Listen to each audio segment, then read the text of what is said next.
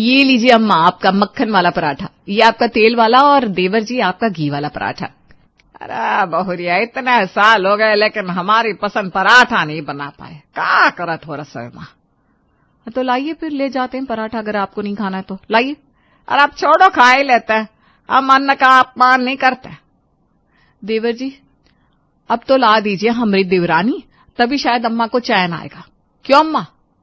अरे अनुज के लिए तो हम खुद चुनकर बहू लाएंगे, ऐसी कि सारी दुनिया देखती रह जाएगी। एलियन लाने वाली हैं क्या अम्मा जी, जो सब लोग देखते रह जाएंगे? अरे एलियन काहे लाएंगे, हम परी ढूंढ के लाएंगे अपना अनुज के लिए। हाँ हाँ, आपके बेटे को तो लेकर ही उड़ जाएगी वो परी। क्या बोली? कछु नहीं, और पराठा चाहिए कि हम जाए? हाँ जाओ, कल से पराठा को ना अच्छे से सेका करो, थोड़ा कच्चा कच्चा लगत रहा। हाँ हमरा बस चले तो हम सबको सेक दें। अरे का खुद से बोलत रहती हो? कछु नहीं, अपनी किस्मत पर रो रहे हैं बस। अरे अम्मा सही तो है, पराठा का है, भाभी को इतना सुनाती रहती हो। देवर जी सास का तो काम ही होवत है कमियां निकालना, का करें? अरे हमरी वाले को तो ये भी नहीं आवत है। क्या बोल रहा है? हमरी वाली मतलब? अब वो अम्मा हमारी वाली मतलब जिसे हम चाहते हैं, जिससे हम ब्याह करना चाहते हैं।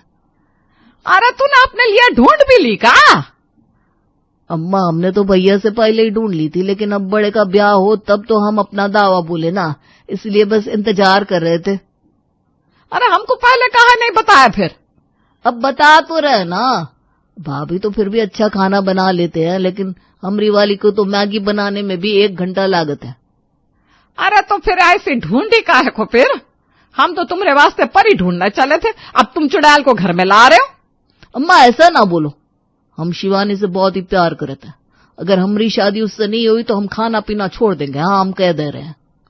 अरे खाना पीना तो वैसे भी वो छुड़वा ही देगी, जिस तरह से तू बता रहा। अम्मा आप शादी करवाओगी कि भाग जाए? अरे हाँ हाँ करवा देंगे ब्याह, बात तो वही है ना, दिल आया गद्दी पे तो परी का चीज है। हाँ वो तो है ही, बाबा भी वही कहते हैं। चुप कर। अब अनुज का दिल तो आ गया था शिवानी पे। अब अम्मा तो ढूंढने चली थी अपने लाडले के लिए परी, लेकिन मिल गई ये। अब बड़की बहू को जो कह दिए थे कि उससे भी अच्छी बहू लाएंगे, उसके सामने तो झुक कैसे सकते हैं। शिवानी हम आटा मल दिए, तुम जरा रोटी सेक दो, ठीक है? हम रोटी सेक दें?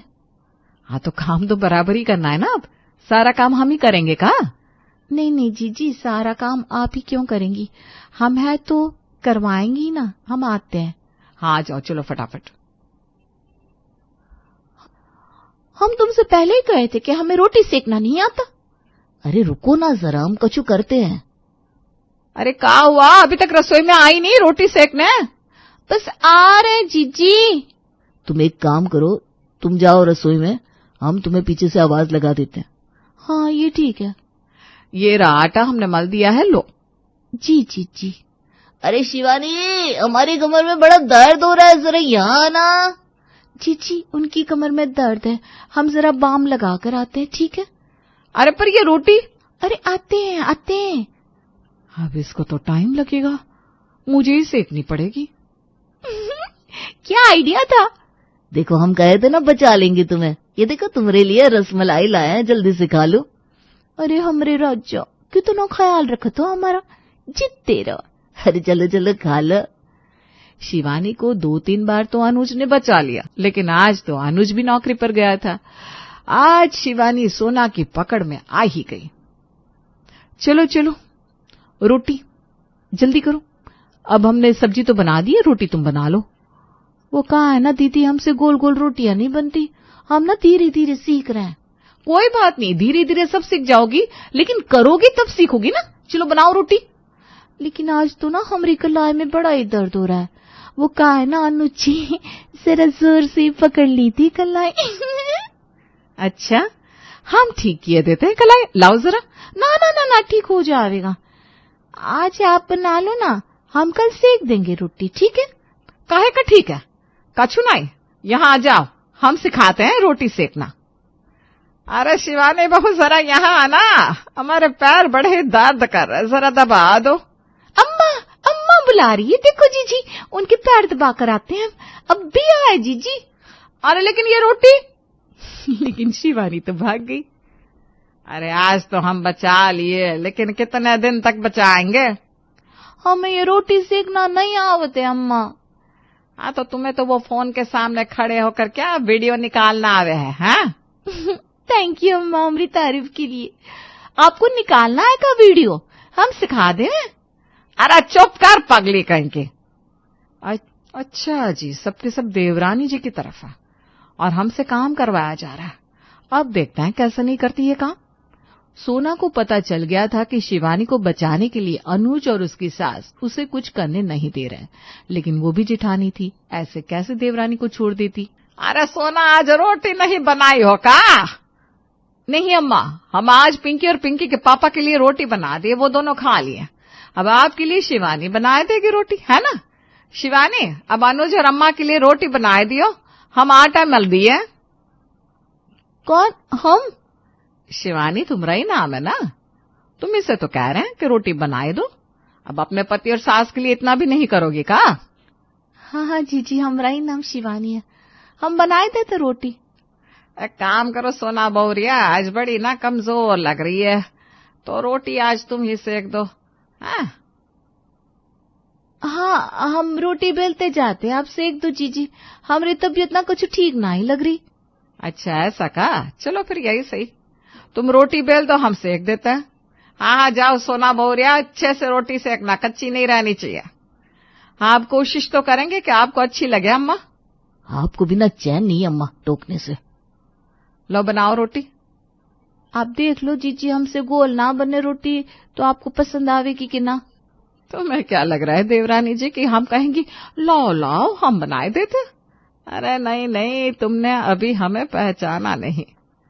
देखो ना कैसे बन रही है हमसे, हमने कहा था ना हमसे रोटी गोल नहीं बनती। कोई नहीं, अम्मा और अनुज तो तुम्हारी रोटी खा ही लेंगे, लाओ हम सेक देते हैं। अरे ये काजी जी, लो सेक दिया, लेकिन ये तो, अरे जाओ जाओ अम्मा को दे आओ। अब ठीक है। अरे ये क्या है, ऐसी जली हुई रोटी क्यों है? जीजी ने दी है। अरे अम्मा, देवरानी जी को रोटी बेलनी नहीं आती, हमें सेकनी नहीं आती, अब यही बन रही है, क्या करें? हमरे फूटी किस्मत। लाओ हम तो ऐसे ही खा लेते हैं, हमारी पत्नी ने जो बनाई है। ले यह भी खा ले। बड़की तुम तो अच्छी रोटी सेक लेती हो, आज का हो गया? अरे अम्मा, आप ही तो कहते रहते हो कच्ची है रोटी, ज्यादा सेको, तो हम सेक दिए अच्छे से रोटी को। हमरा ही गोबर हम ही पे मल रही है, हम सब जानते हैं। क्या हुआ अम्मा, दूसरी रोटी सेका है क्या? नहीं नहीं ठीक है, यही खा लेते। तुम क्या छुटकी मुंह देख रही हो, कब सीखोगे खाना बनाना? अनुज जी। अम्मा, हमारी शिवानी को कुछ मत कहो, हम बनाए देते हैं रोटी। हे भगवान, लट्टू लाल कहीं का, जा बना रहा है तो हमारे लिए भी बना दे। आओ बेबी। आटा मल दिए हम देवर जी, रोटी सेक लेना, हम जा रहे हैं सोने। हर सुबह की तरह नेहा जब अपने पति की दुकान जा रही होती है, भगवान के सामने अपने दोनों हाथ जोड़कर कहती है, कहाँ छुप गए हो भगवान? दिन रात पूरे मन से हमेशा मैंने तेरी सेवा की है, और आज जब मेरे घर के चिराग की बात आई तो न जाने तुम क्यों चुप बैठे हुए हो। अरे सद्बुद्धि दो ना मेरी बहू को प्रभु, मेरे घर में भी एक नन्हा बच्चा खेले। सद्बुद्धि तो दे ही रखी है भगवान ने मम्मी जी, इसलिए तो मैं बच्चा नहीं कर रही। आपने तो जन लिया ना बेटा, क्या फायदा हुआ? दिन भर तो वो रहते हैं दुकान पर, पापा जी भी दुकान पर और मैं भी दुकान पर, तो बेटा होने के बाद भी घर पर तो आपको अकेले ही रहना पड़ता है ना, तो क्या फायदा हुआ बेटा पैदा करने का? यह कोई बात हुई भला? पता है मैं कितनी बेसब्री से रात का इंतजार करती हूँ। कोई तो है जो रात को मेरे पास आएगा, जिसे मैं प्यार से खाना बनाकर खिलाऊंगी। अभी तक तो माँ नहीं बनी ना, इसलिए ऐसा कहती है। जिस दिन तुझे बच्चा होगा ना, उसके बाद तो उसे ही देख कर तू जिएगी, देख लेना। माँ बने बिना औरत का जीवन अधूरा है बहू। तो मेरे बदले आप ही अपना जीवन पूरा कर लीजिए ना मम्मी जी, एक और बच्चा कर लीजिए। मैं जा रही हूँ दुकान। छी छी छी छी, शर्म नहीं है इस लड़की को बिल्कुल। आज इसकी माँ को ही फोन करती हूँ, वही समझाएगी इसे। नेहा के दुकान पर निकलते ही रेखा उसकी माँ सीमा को कॉल करती है। नमस्ते समधन जी, कैसी हैं आप? 2-4 बेटे तो है नहीं मेरे समधन जी, आपको तो अच्छी तरह पता है ये बात। ऐसा भी नहीं कि नेहा बच्चा पैदा ना करे तो मैं अपने दूसरे बेटे से बच्चा पैदा करवा लूं। ले देकर एक करण ही तो मेरा बेटा है, और उसकी बीवी भी अगर बच्चा नहीं चाहेगी तो वंश आगे कैसे बढ़ेगा हमारा? गलत कहती हूँ क्या, आप ही बताइए। पर उसे तो अपने पति के साथ दुकान जाना है, दुकान में ही उसका मन लगता है, गृहस्थी तो चाहिए ही नहीं उसे। अरे तो क्यों की थी शादी? आपने तो हमें ठग लिया समधन जी। क्या नेहा ऐसा कहती है? हद है ये लड़की। अब मैं क्या बोलूं समधन जी, आजकल की लड़कियों का ना अलग ही ड्रामा है। पहले शादी नहीं करनी, फिर बच्चे नहीं करने। क्या बताऊं, मेरी भी बहू का यही कहना है। मैं ना आज ही इस लड़की के होश ठिकाने लगाती हूँ, आप फिक्र मत कीजिए।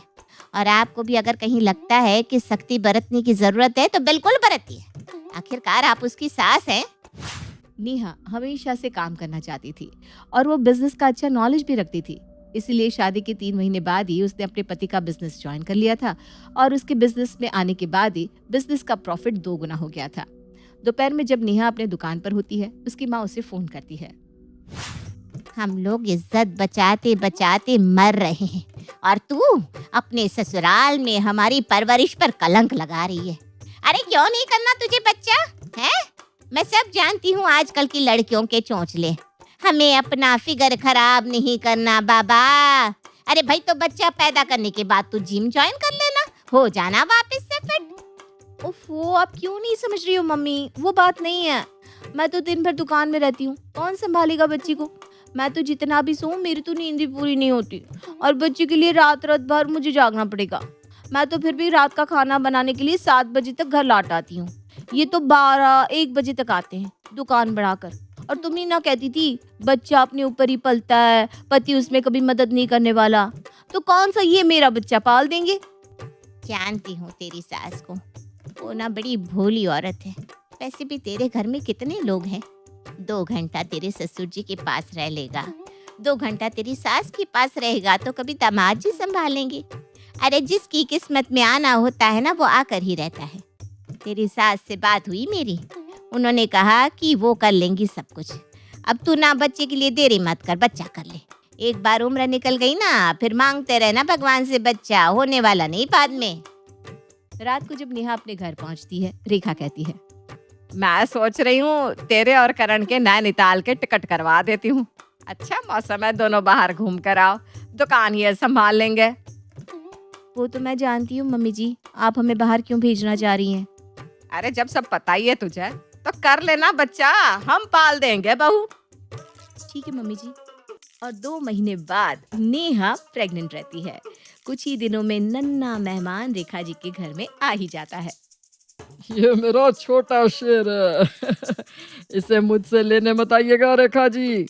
जी मैं अभी तो दादी बनी हूँ, मुझे भी तो खिलाने दीजिए अपने लाडले को। हाय बिल्कुल मुझ पर गया है, देख करण। कहा मम्मी, ये तो मुझ पर गया है। अरे तो तू कौन सा किसी और पर गया है? मुझी पर तो गया है ना तू। आज तो पहला दिन है मम्मी जी, अभी सारी उम्र शेरू को आपको ही संभालना है। ये बस नेहा के शब्द नहीं थे, नेहा यही करने वाली थी। अपने बच्चों को फीड कराने के बाद, मम्मी जी कहाँ है? आप लीजिए, संभालिए इसे। अरे बहू मैं तो आटा सान रही हूँ, देख ना मेरे दोनों हाथों में आटा लगा हुआ है। पर आप ही ने कहा था ना मम्मी जी, कर लो बच्चा, हम पाल देंगे, तो आप ही संभालिए इसे। मैं जा रही हूँ जरा कमर सीधी करने। इसे जब भूख लगेगी ना तो मेरे पास ले आइएगा।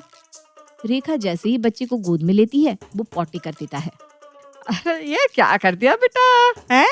अब तेरा डायपर बदलना पड़ेगा मुझे। ये डायपर कहाँ है? हमारे जमाने में तो ये चीज थी ही नहीं, कपड़े से पोंछ लिया करते थे, और ये बहू ने डायपर ला कर रख दिया है।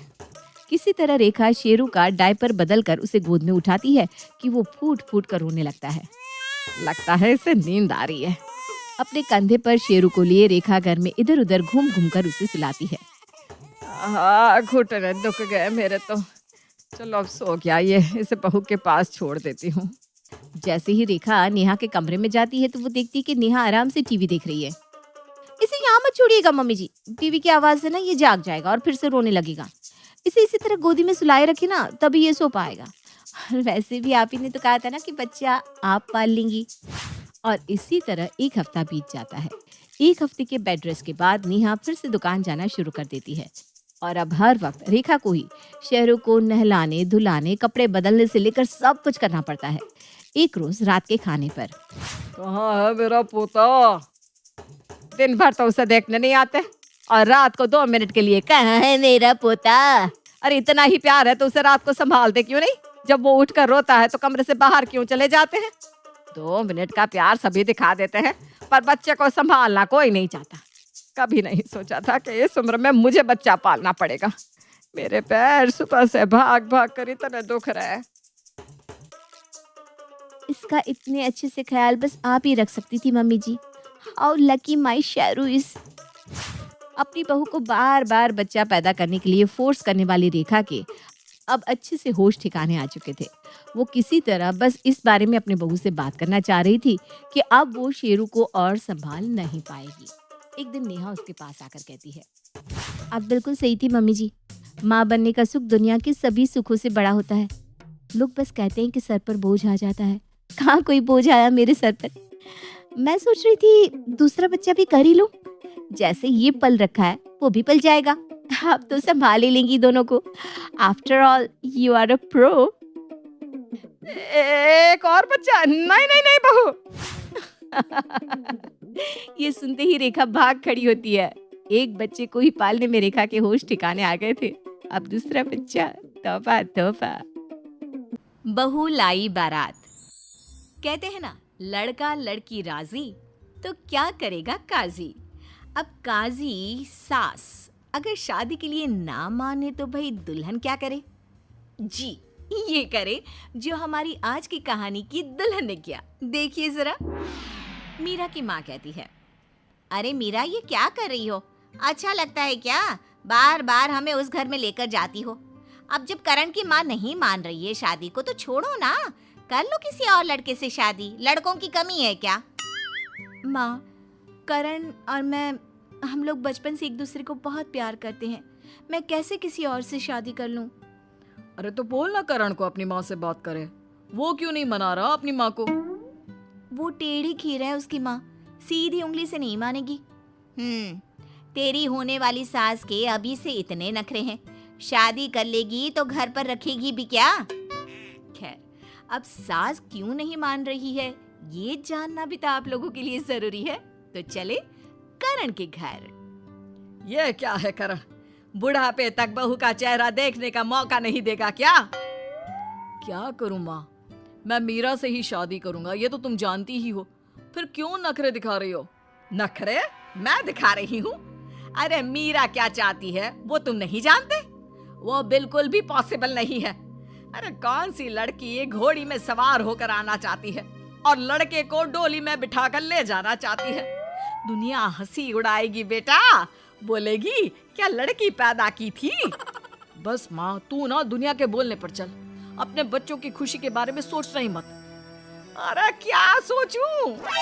दोनों अभी बात कर रहे होते हैं कि मीरा के माता पिता आ जाते हैं। बहन जी क्यों परेशान हो रही है? अरे जानते तो हैं, अरे माना बेटी का शौक है, लेकिन माँ को तो कुछ सिखाना चाहिए था ना कि ऐसे शौक रखना सही है या नहीं। कैसी बात कर रही हैं बहन जी? क्या गलत है अगर लड़की आ जाए घोड़ी पर? तो शादी तो तब भी इन दोनों की ही होगी ना। हे भगवान, सारी की सारी फैमिली पागल है। देखिए मेरा बेटा डोली में नहीं आएगा। अरे ना जी ना, जो जैसा होता है वैसा होगा। अरे नहीं तो नहीं करनी है हमें शादी वादी। लेकिन ये क्या? इतना सुनते ही करण, माँ मैं घर छोड़कर जा रहा हूँ। मेरी शादी मीरा से नहीं हुई तो मैं क्या करूंगा इस घर में रहकर। बहुत समझाने बुझाने के बाद फाइनली मीरा की शर्तों पर शादी करवाने के लिए करण की माँ तैयार हो जाती है। दूसरी तरफ अब मीरा की माँ, बेटा तेरी तो लॉटरी लग गई, करण की माँ शादी के लिए मान गई है। अब क्या? मेहंदी की थाली लेकर चलते हैं ना, करण के घर देने जो जाना है। अरे कैसी बात कर रही है? वो लड़का है, मेहंदी लेकर तो वो लोग आएंगे।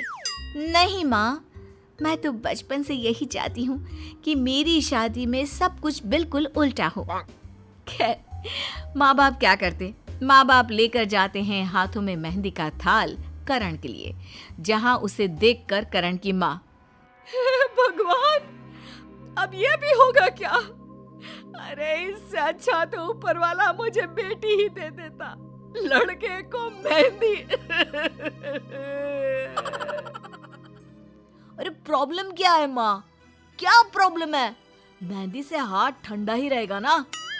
अरे मैं क्या बोलूंगी रिश्तेदारों को कि हल्दी नहीं मेहंदी में आ जाओ।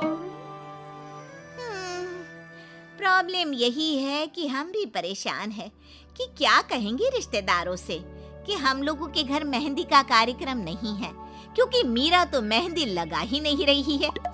हाय रे, बहू आएगी नई नवेली, वो भी बिना मेहंदी के। कैसा समय दिखाएगा ऊपर वाले। लेकिन करे क्या, करण और मीरा का बचपन का प्यार, ऊपर से मीरा की शर्त कि भाई लड़की वाली तो बात ही नहीं होगी उसकी शादी में। फिर क्या, आ जाता है वो दिन भी जब मीरा घोड़े पर सवार होकर करण के घर जाने के लिए तैयार होती है। हे भगवान, क्या करूं? सारे रिश्तेदार करण की घोड़ी चढ़ाई की रस्म करने को बोल रहे हैं। ऐसा ना हो कि हम यहाँ रस्म कर रहे हो और वहाँ मीरा बहू घोड़े पर सवार होकर दरवाजे पर आ जाए। करण की मौसी पूछती है, अरे क्या हो गया दीदी, जब देखो तब डरी डरी सी रहती हो, हुआ क्या है? अब क्या कहती कि हमारी बहू आ रही है घोड़े पर बैठकर। करण की बुआ पूछती है, अरे भाभी, बाहर सारी लड़कियां तैयार है भाई की घोड़ी चढ़ाई के लिए, और यहाँ आप है कि बिना झाड़ा के कपकपा रही है। हाँ, चलो चलो, मैं कुछ नहीं कह रही हूँ। घोड़े में चलो या पालकी में, लाना तो दुल्हन को घर ही है ना। हाय रे दीदी, कैसी बहकी बहकी बात कर रही हो। क्या आप पालकी में बिठाओगी 6 फुट के लड़के को? चलो, घोड़ी चढ़ना है करण को, लेकर आओ। करण की माँ उसके कमरे में जाती है, लेकिन रास्ते में भगवान की मूर्ति रखी होती है। मुरली वाले कृष्ण कन्हैया, मुझे तो हार्ट फेल ही आ जाएगा। लड़के को मेहंदी लगाकर डोली में बैठता मैं नहीं देख सकती। तभी भगवान के हाथ से एक फूल गिरकर करण की माँ पर आता है। हे भगवान, क्या मैं इसे तेरा इशारा मानूं? तभी पीछे से आवाज आती है, अरे दीदी जल्दी चलो, करण को लेकर आओ। क्या भगवान से बातें कर रही हो? देर हो रही है, कहीं लड़की वाले इंतजार में यहीं ना आ जाए। अरे शुभ शुभ बोल, कैसी बात कर रही है? भला लड़की लड़के को लेने आती है क्या? वहाँ मीरा के घर मीरा की माँ, हाय रे, ये घोड़ी कितनी बड़ी है मीरा, कैसे बैठेगी तू इस पर? ओह माँ, ये तो बच्चों का काम है, चल जल्दी। मैं चाहती हूँ कि पूरी दुनिया देखे कि कैसे एक दुल्हन अपने होने वाले पति को लेने आई है। लेकिन ये क्या, जैसे ही वो घोड़ी पर बैठती है, घोड़ी उसे जोर से नीचे गिरा देती है। आई, आई, आई, आई, आई, मेरी कमर टूट गई रे। अरे ये मत बोल बेटी, लाखों लगा दिए हैं तेरी शादी के लिए, शादी नहीं टल सकती। चल चल जल्दी कर, बैठ जा घोड़ी पर जैसे भी हो। कैसी बात कर रहे हो पापा? मैं ना खड़ी हो सकती हूँ, ना चल सकती हूँ। मैं कैसे घोड़ी पर बैठूं? बस ये घोड़ी वोड़ी वाला ड्रामा नहीं होगा मुझसे। वाह जी वाह। ए जी, करण को फोन कर दो कि वो ही घोड़ी में आ जाए। कम से कम समाज में हमारा और उनका तमाशा बनने से तो बच गया। उधर करण की माँ करण के कमरे में पहुंचती है। बेटा करण, घोड़ी तैयार है, अब मतलब डोली तैयार है, चल। भगवान ने मेरी लाज नहीं रखी, आखिर जलानी की तरह डोली में बैठकर मेरा बेटा बहू के पास जाएगा और वो महारानी घोड़े पर। करण अभी माँ से कुछ बोलता, उसके पहले उसका फोन बजता है। हे भगवान, अब मैं आ जाता हूँ घोड़ी पर। क्या कहा बेटा?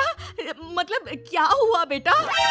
माँ, वो मीरा ना घोड़े पर से गिर गई, तो वो बस मंडप पर आकर बैठेगी, हम लोगों को अभी निकलना है। मैं घोड़ी वाली रस्म कर लेता हूँ। हाय रे मेरे कृष्ण कन्हैया, तूने तो मेरी सुन ली। जय श्री कृष्ण।